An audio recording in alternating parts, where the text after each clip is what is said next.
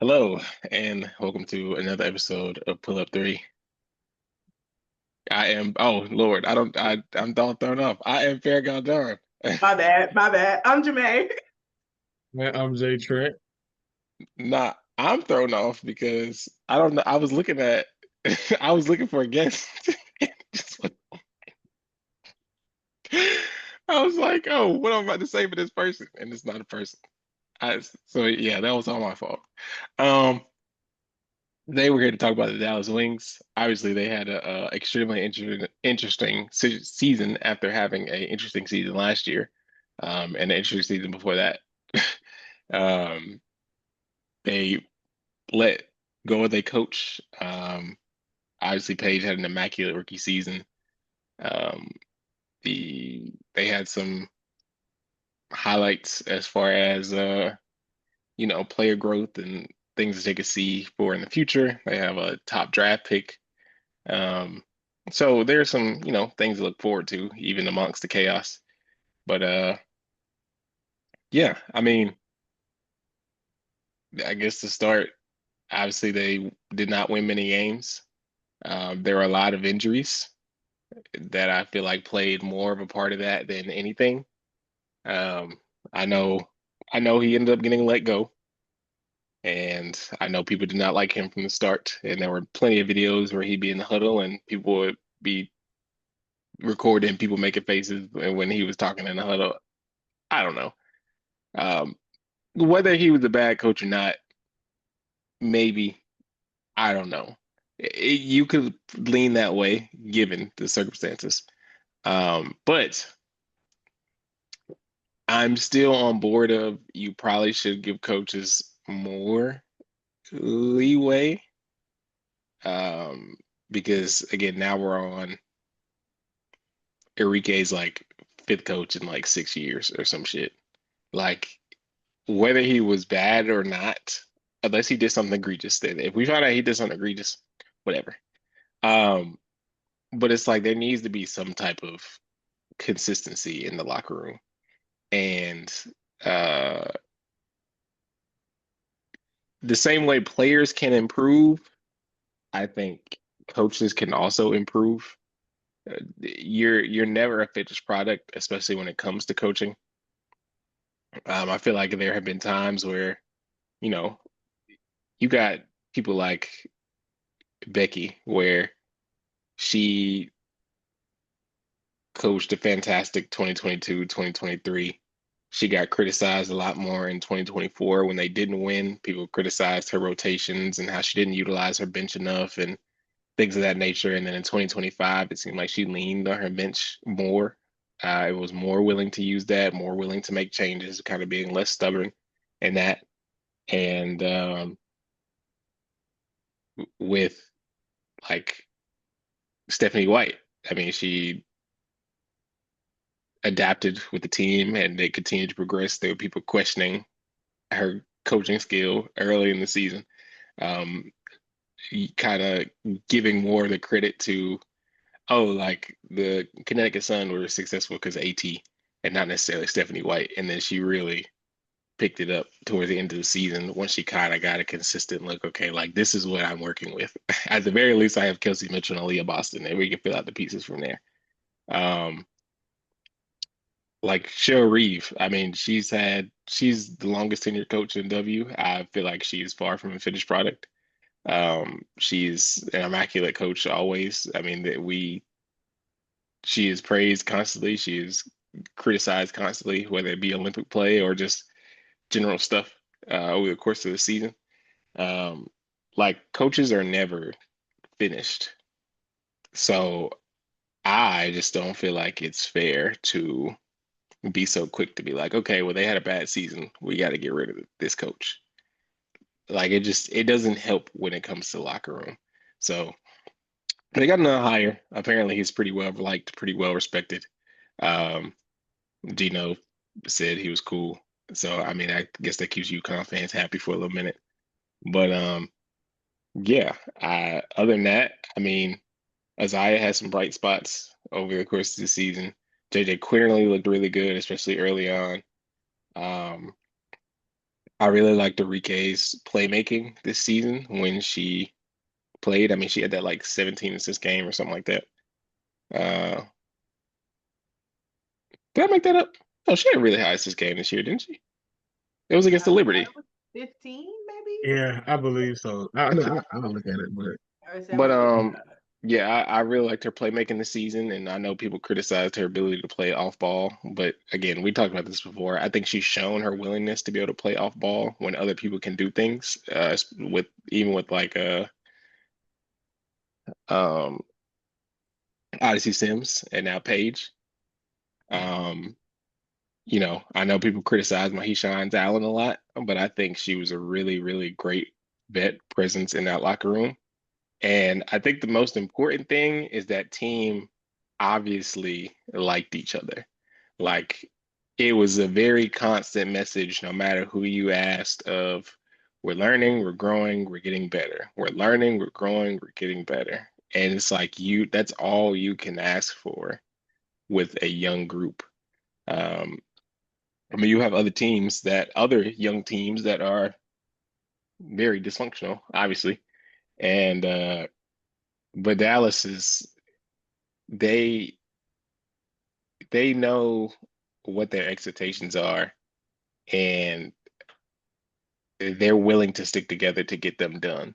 And I feel like, as we know, vibes will keep a team together and will push a team forward more than talent at times. The people were damn near in the finals off of vibes. Like it is so hats off to them, even though the season was not what people may have necessarily wanted. But again, Paige had an immaculate season, and no matter what this pick ends up being, I think it will be a wonderful addition to the team. It's just a matter of where the pick lands and who it is. But hopefully, it's Lauren Betts or our fam because I feel like those are the only two reasonable options. yeah. And when we get to when we get to expansion talks, um, I think it will be even more clear that Dallas needs to draft a big because it's gonna get very interesting. Yeah, and it was a 14 assist game that Enrique had this season against it was against New York. Yeah. So I mean, she's shown her willingness to facilitate. Like I don't. I feel like people see clips of her, and I feel like this is really a lot of basketball discourse. But I think she already has a narrative set about her. So then when she does take a step back jumper, people will be like, "Oh, this is It, what she's done all game," and it's like, I don't think yeah, this is the case. yeah, it was I mean, Enrique, people will talk about her, volume shooting, efficiency, all of that. It is what it is. And she was, even less efficient this year by her standards, but it's fine. Like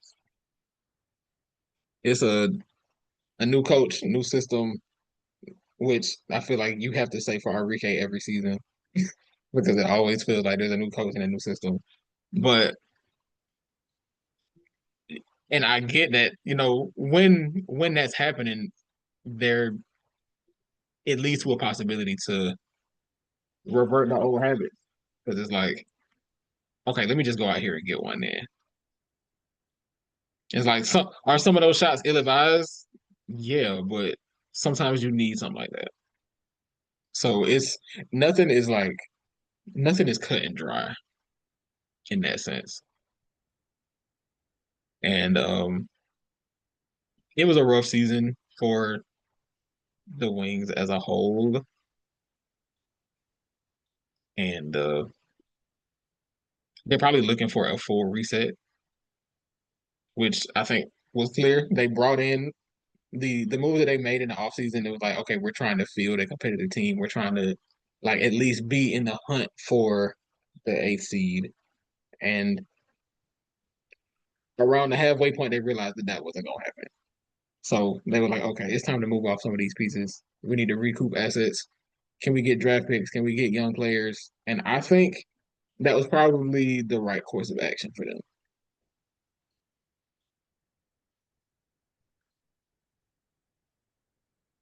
I agree with that wholeheartedly. Having 21 different players wear your jersey in one season, I wonder, is that a record? That's insane. And so much so that like a lot of these players you didn't even really get to keep. You know, you had people playing 2 games here and 5 games there, and then people out with injuries, and just the Wings kind of just had way too much going on. Um, and legitimately they didn't have a single player play all 44 games. And that's just like not good business. Like it's not their fault necessarily. Like you can't help when you get injured, right? But um I don't think you were gonna have, if you told me that at the beginning of the season, yeah, that you're not gonna have a full team for even 40 games, yeah, it's not gonna look good for you. Like nothing about that is a promising situation. But um to you guys' this point, I personally I didn't enjoy all of it, but there were a lot of fun moments watching the Wings.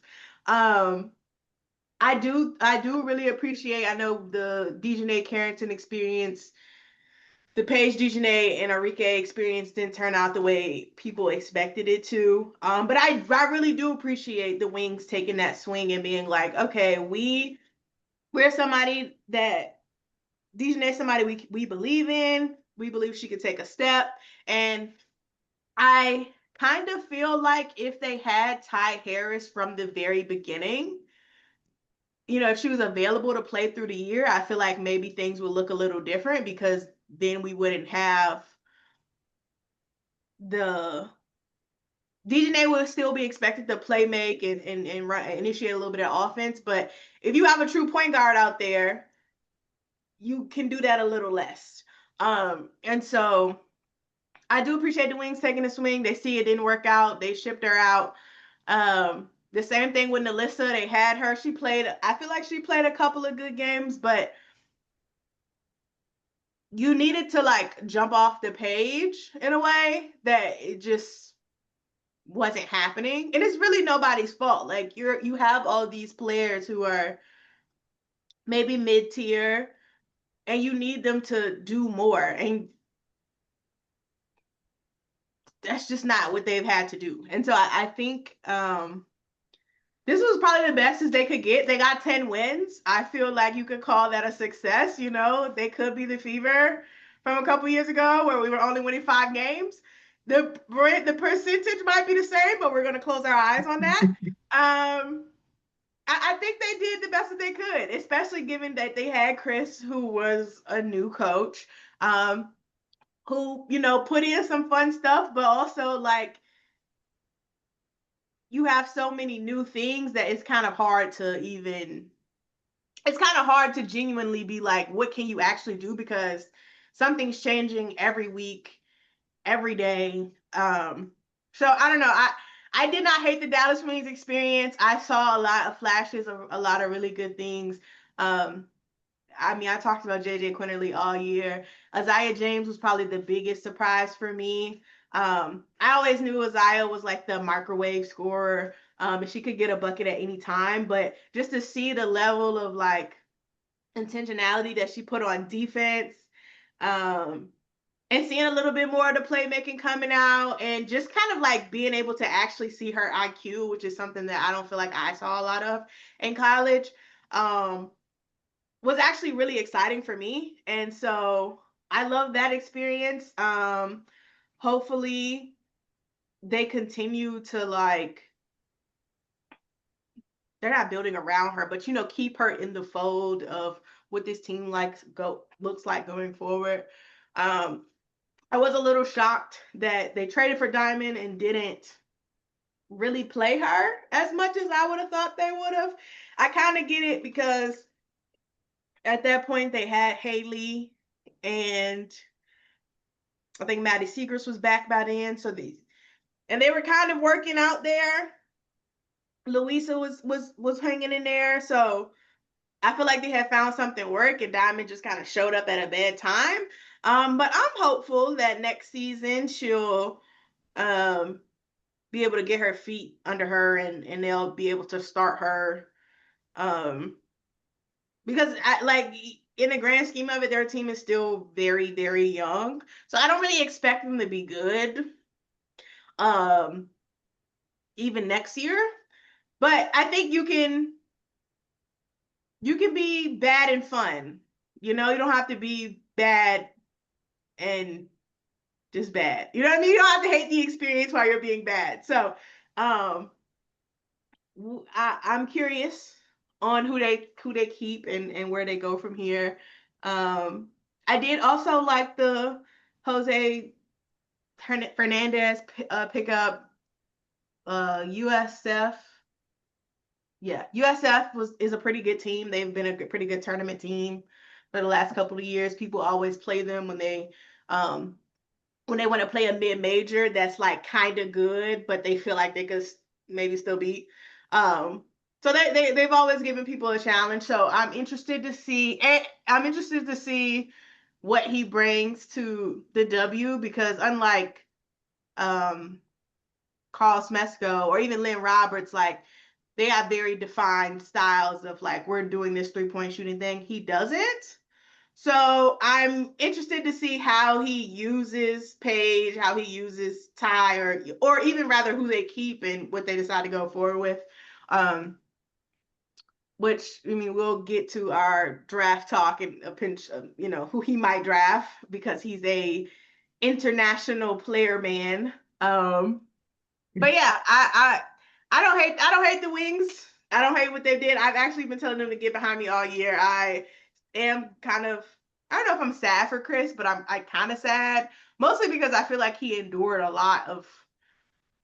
We talked about Stan stuff all year. He endured a lot of unnecessary things, and he don't even get to be rewarded with the year two. Like and then we don't even really know, right? It's not like something came out and they were like, oh, he was being mean to the girls, and they was like, fuck him. You know what I mean? We don't even know why, and so it feels a little, uh, it feels a little sad to me because it's like you really should have got that second chance to like prove that maybe you can figure something out. Because I do think to something I think Don said all year is like people got to Dallas and they used the minutes. You know what I'm saying? Kyla Charles, she really got to stay and go to state because she was putting out big tape in Dallas. Haley Jones has been revitalized. Amy Okonkwo, she got cut early. I think she was in the Connecticut's training camp and got cut. I think so. Like a lot of these players, Christian Williams played good in her like 2 games. So it's like a lot of players came and showed that like they could be useful and they could make something shape. Um, so yeah, sad that he, won't really get a chance to like show what he could do, but you know, we'll see, I guess, maybe they'll put him let him be a player development coach or something. I don't know. I think, unfortunately for Crisco Planet, what it feels like from Kurt Miller's perspective is something that I said when it came to the Liberty and Sandy Brondello, and it was like, if you're not sure about your coach, you need to fire your coach. Yeah. And I think that's what it came down to. And I don't think that it's the most fair thing to him, especially to do that after one season. But it also feels like Kurt maybe feels like he jumped the gun on that hire to begin with. Like he maybe feels like he might not have been ready for a head coaching opportunity.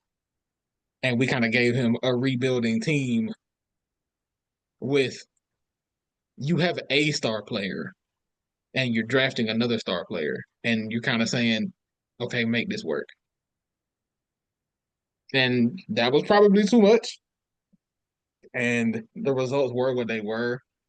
The Dejanay thing, they tried to scale her up and give her more of a role on the ball. And that didn't work for her. She thrives more playing within a structure and playing with a role that's more defined. which I think they did the right thing by moving on from her. Melissa Smith, kind of the same thing, not the exact same way, but it kind of works out the same way. And I think I'm interested to see what direction Jose Fernandez wants to take the team in, because I think the expansion draft and free agency is going to tell us a lot about what type of personnel grouping he wants this team to have.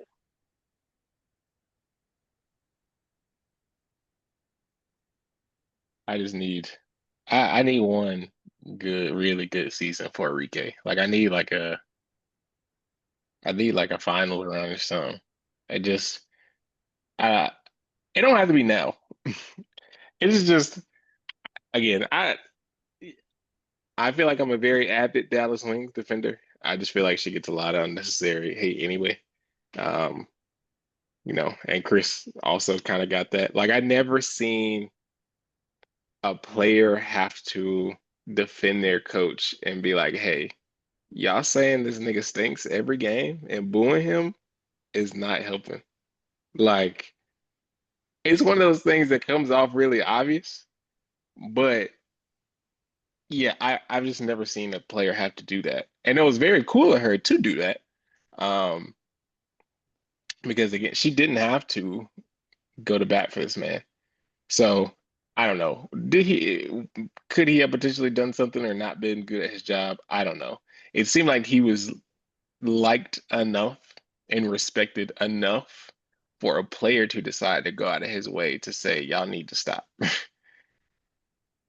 which I think speaks volumes to me. Because yeah, she could just not said anything. So, but I also could imagine she also got a lot of hate during her tenure.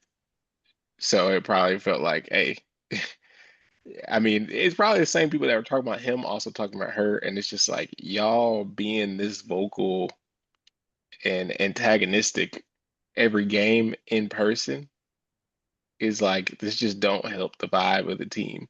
But this is the problem with like fandom and standom and things of that nature. Like y'all are so I want to see this person succeed. Y'all shit on everyone else surrounding them, and then y'all be confused when people don't like that. It's like I appreciate that y'all love me this much, but I also don't want to hear you say things about the people around me in no manner that like y'all don't have to speak like that.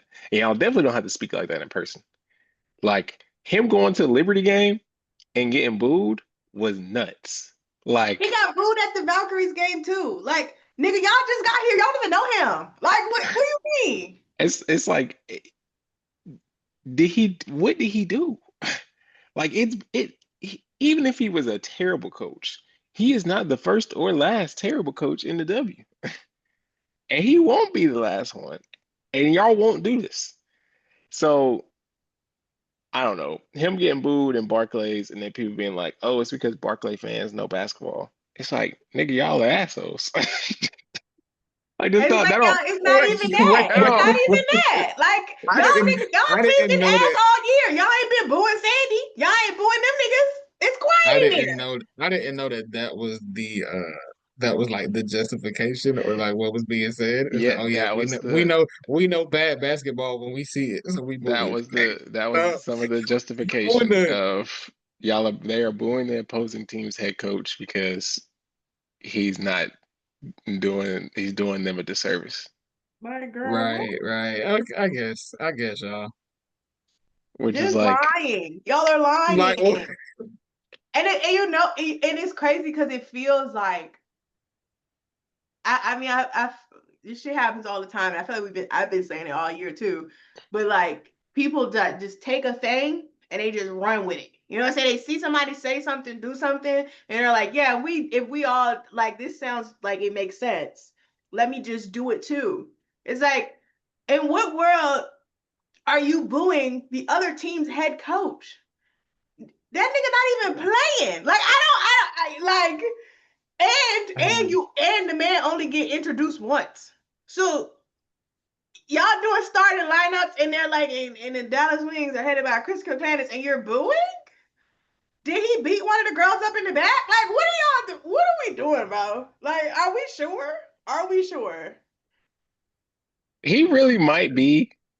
Him and Kathy are the only niggas I've seen get booed. like, At least like, Kathy's is and reasonable though. We know why niggas booing Kathy. Cat like no league likes their commissioner. Like every commissioner gets booed. So it's like, okay. Yeah. So like you have the commissioner of the league who nobody likes, which again, everybody boos Adam Silver, everybody boos Roger Goodell, everybody what's the nigga MLB, Rob Manfred or something like that? Did I make that up? Yeah, Manfred, yeah. Manfred, like everybody boo him. Like, okay, they're the commissioner of the sport, of course, antagonist.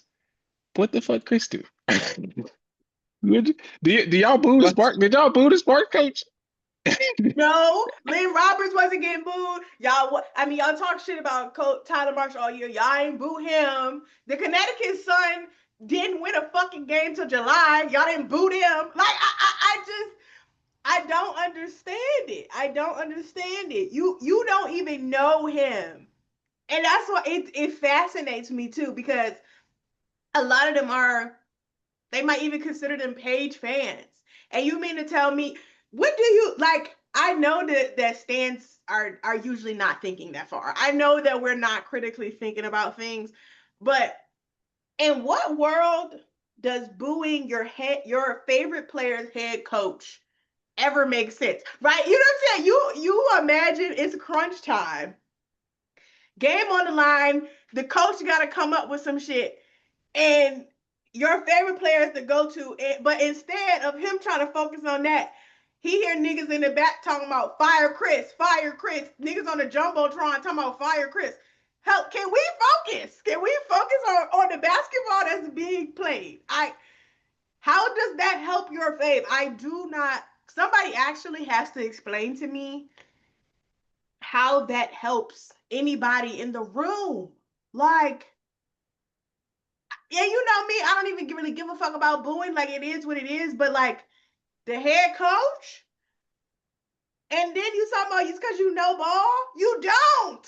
You don't know ball because y'all said all fucking year that Paige Beckers need to have the ball in her hand and she plays her best fucking basketball off ball. Don't make me mad. Like, what's y'all? I don't get it. I don't get it. Somebody gotta explain to me like I'm 5 because what do you mean? How is that gonna help your favorite player? Well, even if so about the saying, oh, Paige needs to they need to run an offense through Paige. Even if that's true, even if you feel like Paige plays her best basketball with the ball, even if you feel that way, the adjustment from playing point guard in college to playing point guard in the pros, there's going to be a learning curve. So if you're basically saying Paige is gonna have to go out there and just get beat and like just play through it. It's like I understand more often than not saying, okay, she's going to be running the offense at some point. You should want you should want her to be able to mix in some off ball action in there because that's how she's gonna get to her spots and get her shots off. You would think, maybe not. Maybe you Or don't think that at all. it's Like gonna I don't or know. it's gonna get her and y'all so worried about assists. At least like because you're not really worried about Paige having the ball in her hand. You worried about her assist numbers going up. Because the only thing y'all fucking care about is statistics. And and I'm gonna say this because I feel like I have I have to be the resident Fever fan. Y'all was so concerned about her passing Caitlin Clark, you did not care about like how she actually played basketball. Like it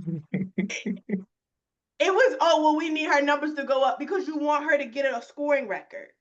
Or I mean, you want her to get an assist record. You want to prove that she can be better than Caitlyn. Why can we not worry about Paige? Why can we not just look at what Paige is able to do and look at the people around her and see what's best for the group, right? Because the winning the games to me what seems like it should be the most important thing. And sometimes your best player doing their best thing, which again, debatable if that's even her best skill.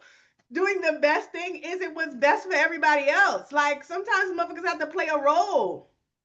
And Paige actually had to do a lot. You would think after coming off a long college season with somebody who has a history of injuries that y'all would want to do something that would make her life easier.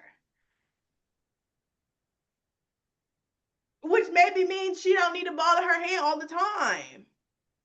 But even if she does have the ball in her hand, some of that off-ball movement helps her teammates. It helps with their spacing. It helps them get better looks. Paid people on y'all talk about paid people doubling Page. That means somebody's open. I mean somebody else is open. Okay. And sometimes that doesn't mean Paige is gonna make the pass to that person, but it might be a pass to a pass. Like we gotta But care a see, little but bit more about the thing that's happening on the floor. I fear. but they don't care about a pass to a pass because that means she don't get an assist. Hello. I don't get it. The funny thing is, to me, um, I said this from the very beginning of the season. People complained so much about how Dallas ran their offense, and they had an above average offensive team. You could say that it was due to Paige. And again, this is kind of my gripe is like when things go wrong, it's the coach. When things go well, it's the players. It's the players. Uh, Yeah. but for a majority of the season, if not all season, Dallas offense was fine. Their defense was atrocious. So it's like y'all were complaining about things that were not even accurate to the source material. Like one of the big games of the season was Dallas and Indiana. And people were complaining so much about how the offense was ran in that game when the only thing that was happening is when Dallas would miss, Caitlin was getting that bitch and throwing it up court, and they were scoring. Like the transition defense was awful. It was garbage. They could not stay in front of anybody. There was no communication on the back end. The offense was fine. Like they still ended up scoring like 80 something points that game, 70, 80 something points that game. Like the offensive rating, they had the third best offensive rating in the league behind oh no, sorry. Let me look at the 2025. The Wings were ninth in offensive They rating, were but they were ninth, only but but they were only 2 points for possession behind the Mercury, who made the finals. So like like their offense was all right. Now the defense, the they were defense, they had the second worst defense in the league. yeah. And they scored the ball league average as far as, or they were like slightly above league average as far as points per game. So like they put up points just fine. They could not score on nobody. That was their issue, is they could not score on a soul, or they could not defend a soul. So like y'all are complaining about, oh, why is she playing off ball, or why is she not getting this ball, or why is Mahisha Allen shooting, or whatever, whatever. And it's like the offense is the least of y'all, because should be the least of y'all concerns right now. Like the least of it. They can't play in transition because everyone is scoring on them.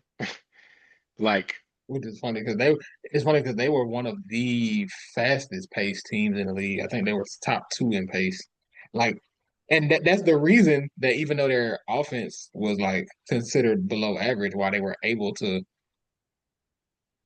have like decent scoring numbers because they played so quick. But also they gave a lot of that back. Like, Like, imagine if they could get a stop instead of if they were playing fast while having to take the ball out every possession. Like, imagine if they could play fast off a rebound. It just makes or steal or something. Like, it just makes so much of a difference. So, yeah, I feel like people were complaining about the wrong things. But I guess we can get to the six that we're keeping, which I feel like for this is probably one of the hardest ones that we've done yeah, because I feel like Dallas has a lot of players that I feel like they have a lot of players that are like they have a lot of really good role players, and I think because they had to cycle through so many players and people were hurt, they got to see a lot of players up close and see what they're like with minutes. And I feel like that makes a lot of their other players more like, oh yeah, we're definitely gonna take that. Like uh if they don't try to keep Amy, I feel like she would definitely be getting picked up because she just looked good last year. Like Lee Rue looked good. Of course Ty Harris didn't play, but we know Ty Harris is good. JJ Quinley looked good. Isaiah James looked good. Like Diamond is Diamond. Like she may not have played much, but she's a big two. Like there is use for her somewhere. Um, so I Dallas has a lot of players that teams will want to start something with. who's going first?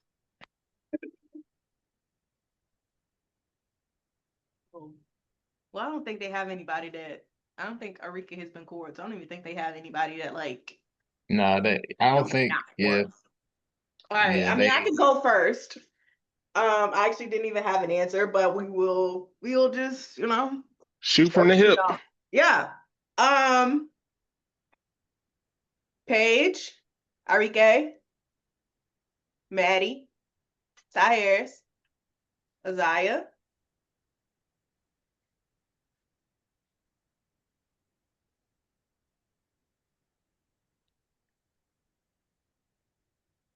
Oh my girl. Ah,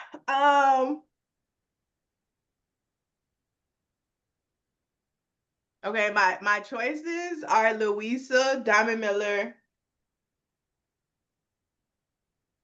and JJ. JJ. I do think I have to pick Louisa though.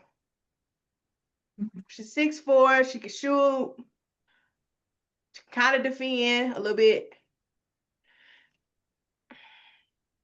Who did I pick? I don't even know who I just picked.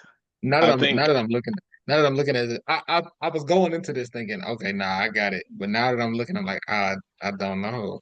I think I'm I think like doing Arike, Paige, Haley, um, Arike Page, Haley, Ty, Maddie, and Isaiah. Damn, I ain't say Haley. I said Louisa. Ooh, rip okay, sister. all right. So I'm going like full youth movement, except for Enrique. You have to. You have to protect Enrique, even if you feel like Enrique want to leave. It's like y'all got to give us some. I'm getting something back. Like, yeah, it's I'm like leaving here. I'm leaving here with something. so. I'm gonna go Paige, Enrique, Isaiah, JJ, Maddie Segrist, and Diamond Miller. Damn, you not keeping Haley? It's hard, but like, That was one of my like I gotta keep. I felt like Dallas really shifted her career around and she really showed like this is the type of player that I can and I think her chemistry with Paige just worked so well. And That's one of the things I feel like you got to prioritize, like who fits with Paige. Hmm. I guess. Okay, so of the players that I did not pick, I thought about Louisa, I thought about Haley, and I thought about Lee Rule. I forgot all about Lee. Shit. Lee Rue was I was definitely like, damn, I'm not gonna say And her, but this is because she's, so, I feel like if they don't protect Lee Rue, she's definitely getting picked up. and see, that's the problem because Lee Rule is an exclusive rights free agent. So I mean, they got So, Dallas has to offer her. Well, Dallas gets to offer her first, right. So or it's she, like if or they get to match whatever she gets. right. Continue. So I feel like she's the one that it really hurts to leave off.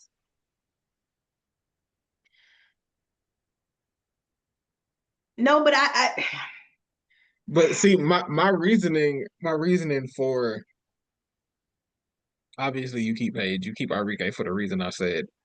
Um,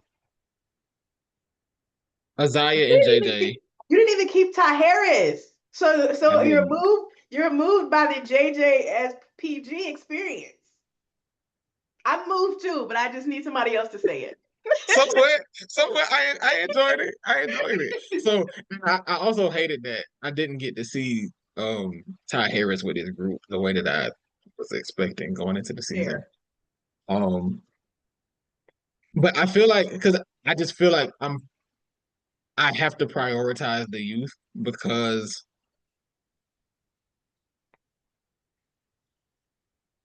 it's kind of I feel like I'm giving my new coach a clean slate and saying we can mold this roster in your image. Like what do you we're going to keep the my draft class from last year. Those were the picks that I made because these were the players that I wanted. We're gonna keep them.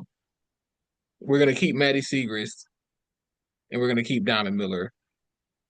Those are previously highly touted draft picks. And we're keeping Enrique. The problem for me is I didn't protect any bigs, which is why I feel like the Lauren draft is going to be Betts, very important. come on See, Our and that now. fam. and see Look, that and that's my point. That's my point. I feel like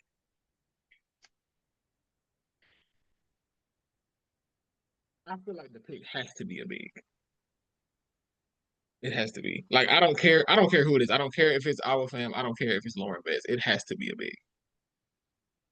I respect that choice actually, because I think to that point, like you always need every like top team has a we the word generational gets thrown around a lot. So I don't want to say generational big, but like you need an elite big. You need somebody who can like obviously there are going to be growing pains, but you have a strong vision. Like we really believe in what this person can do as they scale up. And I think the Owl Fams, the Lauren Betts, they both have the makings of being an elite big in the WNBA. So I do respect that choice. So, um, the Wings have a 40% chance to land the number one pick. Their pick cannot be lower than 3. But if I'm them, I'm hoping that my pick is in the top 2, so I don't have to worry. Like I'm hoping that it's like if one of the bigs is gone, I know the other one is still gonna be there. Do you almost feel like having the number two pick makes your job easier? Like, okay, one of the picks, I gotta pick up this one, and like I can't make the wrong decision. Because like So if you pick the worst, it's like 10 years down the line and you pick the worst big theoretically, it's like, oh damn, I'm looked at as the person who I should have drafted this one and I picked this one. But it's like as number two pick, it's like I have no choice. I just lucked out. they took who Whatever was happened, yeah, just took happened. who was there. So No, I because guess then the argument then could be like you should have just fucking took a shooter or a scorer or you know what I mean? Because you had I guess it just depends on how the other shooters and scorers pan out. I well, know to be, I don't know if that matters though. because unfortunately, well, regardless of what happens with Dallas, I feel like the day of the draft and for that whole season, and maybe at the very least the next two, people are gonna be like, "Yeah, y'all should have drafted AZ." Like, if they don't, if they get the number one and number two pick and they don't draft AZ, that's gonna be the conversation surrounding all this. Is why didn't y'all just draft AZ? What's gonna happen is they're gonna have a game where they shoot like 25% from three, and it's gonna be like, I gotta hear discourse about this. But I think if in 10 years down the line, like let's say one of your bigs is like, Lord forbid, one of your bigs ends up being like two-time MVP type shit. And then the other one is just like a multiple time all W, not necessarily. It's like, okay, at least I still got something. Like it's not that they bad. It's just that they're not as good. I don't but see that's but the problem with that is you can like every team has a different dynamic. So who's to say that the better big would have been better on your team? Like, I I That mean, think I that feel like, that's not that as much as that's fair, that's never gonna matter. It's but it does. that's But I mean, but it does because even to it. the No, shooting, it but does. for one, the discourse is gonna happen no matter what. Like the Right. fucking Wings could probably be the best three point shooting team in the league, and somebody's still gonna be like, well, they could have been better at that. And somebody who can release in 0.2 seconds. Like it's the discourse is going to happen regardless. So I feel like you can't even base it really on discourse because there's always gonna be people sour about you not picking one or the other. Now, I think it'd be a big difference if like one of them is like a full on is like a bust. And I don't mean bust like lightly. I mean like, one of them gets in the league and it's very clear that like, she's out of the league in 2 seasons. Like then that's kind of like, damn, bro, you had an opportunity to pick this person and then you picked that person and she didn't pan out.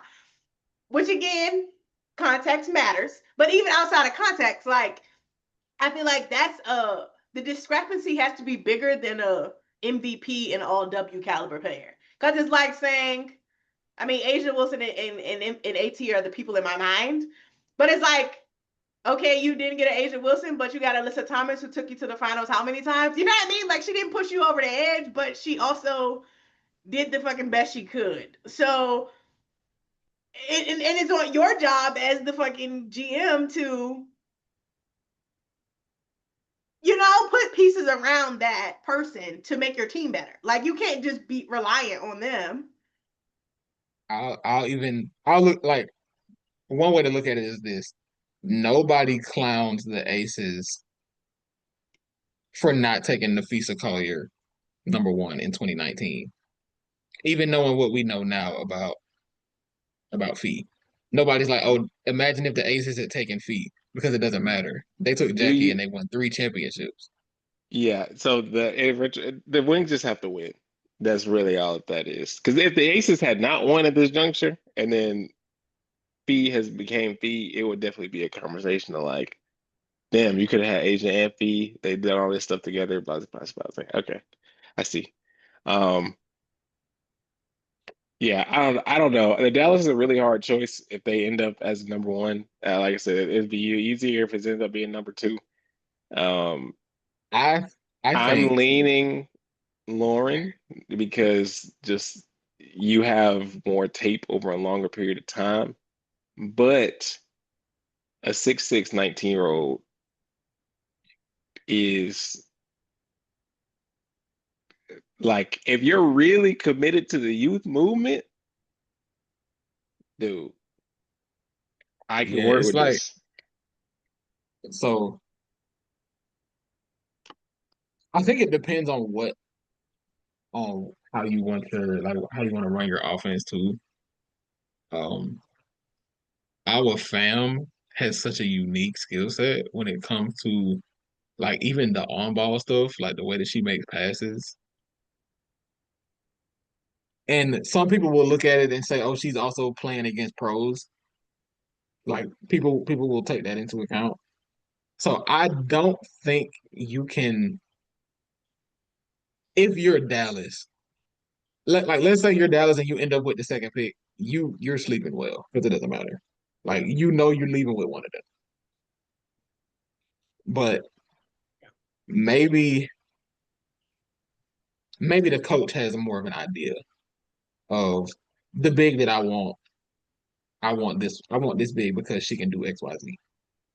I So think I think it too. It kind of obviously how, like the style of play is going to matter, but I feel like that kind of will speak to their direction too, right? Because our fam is more five out big, I guess. She's more of a five out big, and Lauren Betts is a more of a back to the basket. And me personally, I'm always lean to the back to the basket girls. When things get hard, you know what you're gonna get, and it's still even at this juncture as we move to teams shooting mostly 3 pointers. Bree Jones will always have a job. I mean, we saw De'Erica Hamby always will be employed because you like regardless of what you need that when things get real hard. Um, so I'm always lean that way. But I do think to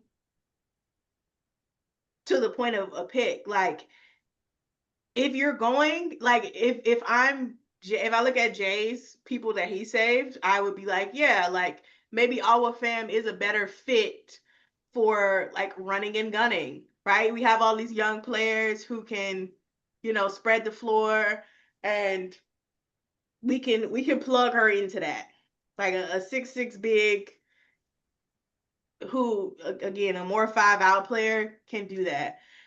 Versus like I feel like for the six that I saved, like I mhm. feel like Lauren Betts is a better fit for them. You kind of have there is some versatility there, but you do still have that kind of more traditional two bigs kind of vibe to them. Um, so obviously it will matter, and we'll know probably based on who they actually save. Um, but yeah, I too don't think that they can't really lose. Like even if they get the third pick, it's like all right, like let's say it's AZ or who else is they can't pick up Olivia Miles. She's cooked. Um, I don't mean that Olivia Miles is a bad player Right. because It's just that if you have you she can't don't like fit on that team. for that roster construction you can't take her. Yeah, she cannot. Um, It's not for them. you got You can get Flau'jae Johnson, Tanaya Latson.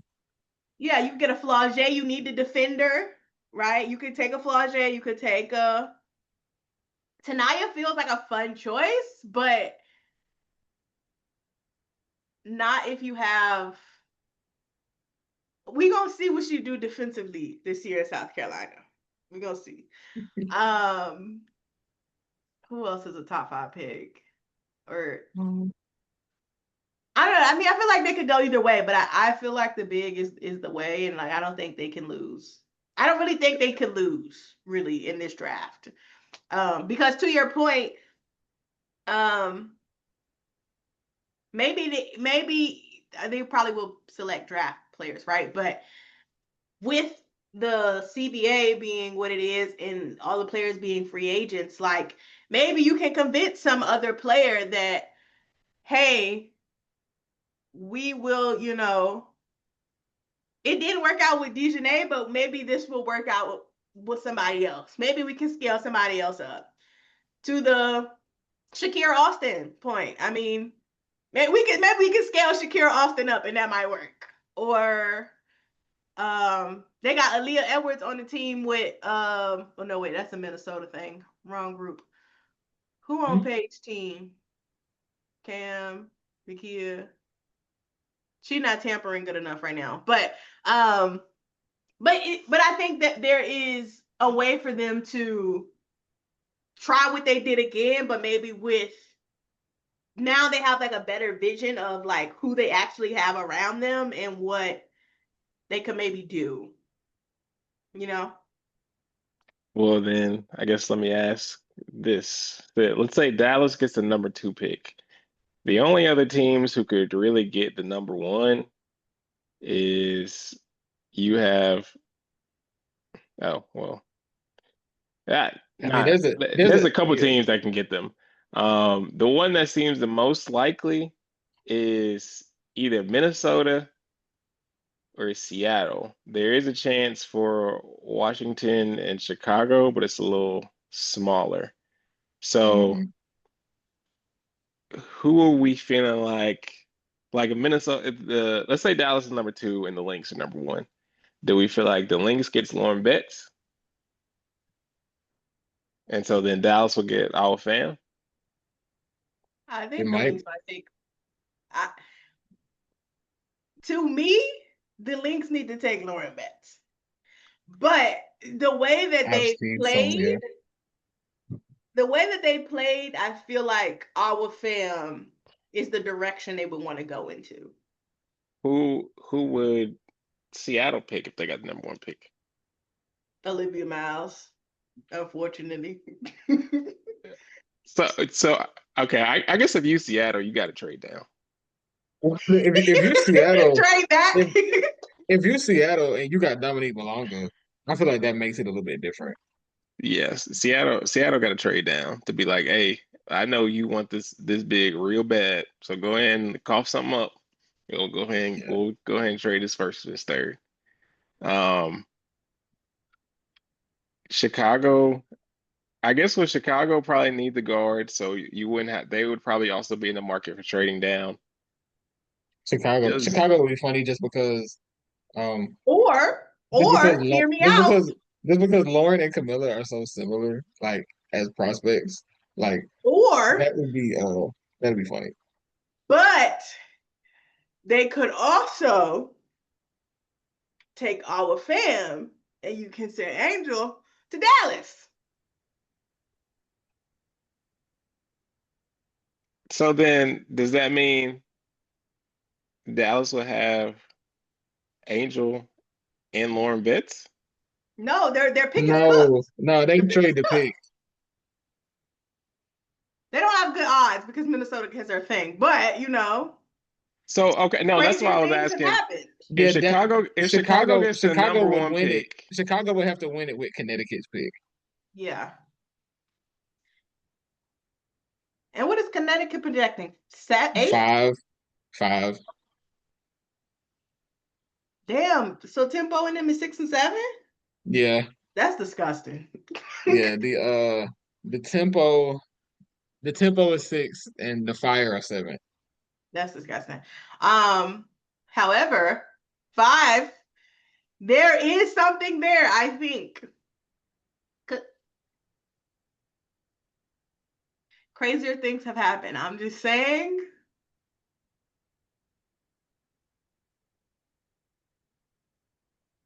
it could happen.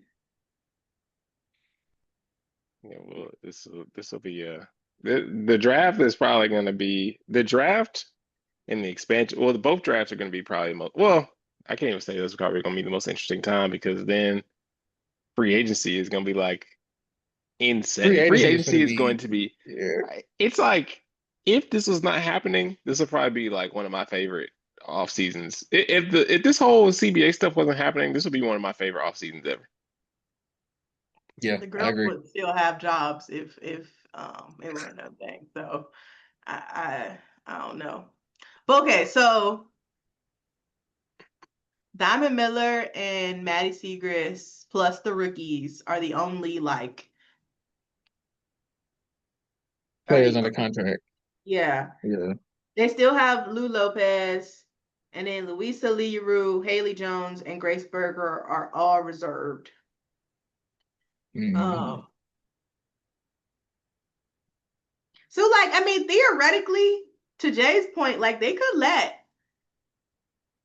I mean, assuming coring is a thing, you could core Arike and trade her for, something. Um, but theoretically, they could just let Maisha and Ty Harris and everybody else really just walk. Yeah, it's funny because Dallas really got more players under contract than like any of the other teams Literally. because they had a rookie class last year, and then you got Maddie and Diamond. And like they could Like, even trade Grace, Haley, Lee, or Louisa. Like, and It matters.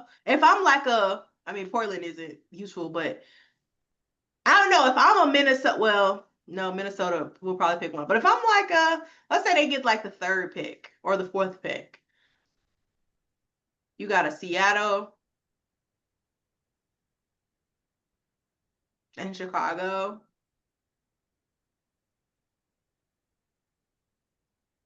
I don't know because I feel like after like three, it's always just a who's gonna best fit on my roster. Like who do you actually want yeah. to be And here? see, that's the thing. Like, you don't see a lot of will just take the swing on the talent. It does feel like, and that's why it's so funny that Minnesota has the second best odds to get the number one pick because I feel like they're not in the position to. I mean, maybe they do, and maybe they do just say, okay, we'll just take the swing on the talent, no matter who it is. But it feels like Minnesota should be in position to say, this team's trying to win a championship. Who can we plug in? But I mean, I feel like if you're Minnesota though, you need to be thinking about like Fee's young. Fee's just like into her prime. And good bigs, quality bigs are hard to come by. But it's like, do you say if you're Minnesota, do you say, hey, like, we'll give y'all our number one pick if you send us Leroux? Because I mean, she kind of what they need in terms of she can defend a little bit. She can shoot the three ball sometimes. She rebounds, which is something they struggle with. So you're saying Or Louisa if one. you saying if Minnesota is one and Dallas is two, they saying give us two plus Lee and we'll give you one. Yeah, I mean, I feel like maybe it's more lucrative for Dallas if they're like 3 or 4. Mm. But I mean, yeah, to be clear, I do think it's worth Minnesota's taking our or Lauren Betts and putting her ass out there and figuring out together. I do think they Yeah, are worth that. But I'm saying to the point of we need some people with experience. We are trying to win a championship right now.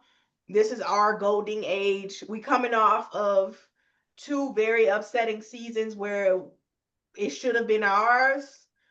We need to regroup, but we don't want to be we don't want to start from the bottom. We want to still be a 4 or 5 seed. I mean, we want to be a 1 seed really because we want to fucking win. But we need to be in a yeah, top I half. get you. You know. Yeah, yeah. I think that's fair. And I I think that's think fair. to Louisa and Lee have gotten enough burn where it's like they're not gonna be perfect, but I think they can plug in. Lord, Cheryl is very good at the plug and chug, which is also why I don't know why they didn't call Mike Shines Allen back. She worked. That y'all was that close without that lady. Come on, I think I'm just saying. I'm just saying. No, Maisha, they didn't get past the second round because I'm saying if they had Mike Shines Allen, she probably would have bullied AT back. You know what I'm saying? Like, do you got somebody to pick up the beef for you? I don't know. What Kendrick say? I'll inherit the I beef. inherit them. I mean, that's what she did last year for against Connecticut. Like I don't think not. I don't remember Aisha putting up like no real points, but she was out there roughing bitches up. Yeah, you clearly they needed that. Y'all didn't even have Dejanay to. That's the point of attack defense. You know, y'all good defenders, but you could have had somebody better out there. Yeah. And y'all ain't have that. Y'all had that edge. Could have been Mike Shine's Island, but y'all let her go to Dallas. We'll see if they call her back. Maybe they do. I don't think they should look into that. I feel like I saw somewhere where they were saying that Maisha wanted to stay in Dallas though. She Am I probably making does. that She up? probably was enjoying herself. Yeah, I was saying I feel like she said she wanted to stay. I mean, I don't hate this iteration of the team. I actually started to like Maisha playing off of um Louisa and Maddie. But, you know, again, Maisha to me, I feel like Maisha also had like an unfair. The same with Dejanay and Alyssa. She had to carry a burden that I hate to call it a burden, but she had to carry a load that it's not really her, her. That's not necessarily what you want out of her. And that doesn't make her a bad player, but like there are players who play better in different systems. And she's one. You know what I'm saying? I don't think I want Maisha Hines Island playing 35 minutes, but if you got her out there and you don't trust, I mean, they had Big T at one point, you don't trust her to defend, like, and you got an Alyssa out there who's foul prone, like you don't have any room to be doing all of that. So like she has to do that. And I think that's unfair. I mean, it's unfair to her. I mean, she signed up for it because she went there willingly. Um, but I don't know. I didn't hate her minutes, and again, I thought this team was pretty fun. Like I like them. They kind of boneheads on defense, yes, but those are things you can work out. Like I don't think that I didn't watch the Wings and think, oh my God, this team is just like unplayable. Like I actually never want to see this group again. Yeah, they just I think it was kind of a thing about a group that needed time to gel and needed a little bit more direction probably. But I don't think that was like a I don't think that was like an untalented basketball team, if that makes sense. Yeah. I will be a Dallas Wings to vendor today, tomorrow, next month, next year. We're gonna ride this bitch out.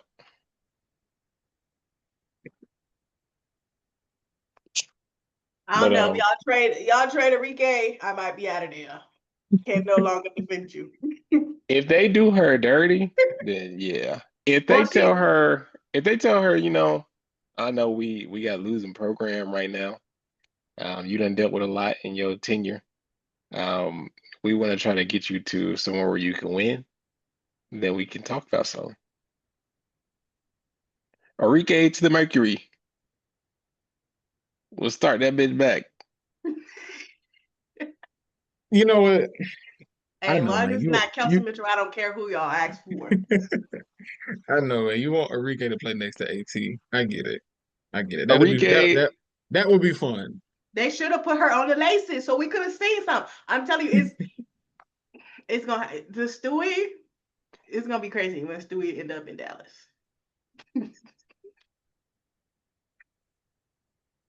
It'd be cool. Yeah. Um, my heart is not clear yet because I wanted to mention Bree Jones made 12 threes this year. Put some respect on my stretch five. Period, Bree. Never let them play But with you. but that's all. If all hearts and minds are clear. Oh wait, the only other thing I'm gonna say is, you know what, Jay? The more and more I think about your young, their commitment to the young kids, um, I want to agree with you. I do, because the game against the Mercury will live on forever. They gotta win. The Mercury were like a 4 seed at the time, Youngins was hooping. and that team, they beat New York without scoring in double digits in the fourth quarter. Actually, we do need to commit to the young team. I am fully convinced now. So we'll see y'all next year, Dallas. Hopefully everyone's still there. Bring everybody back. Bring the youngins back, and let's get this sorted out. Let's just get the vibes. That's right. So funny. But yeah, this has been another episode. I got the hiccups bad. This has been another episode of Pull Up 3. I am Paragon Dunn, I'm Jermaine. And I'm Jay Trent. and we are out. Almost hit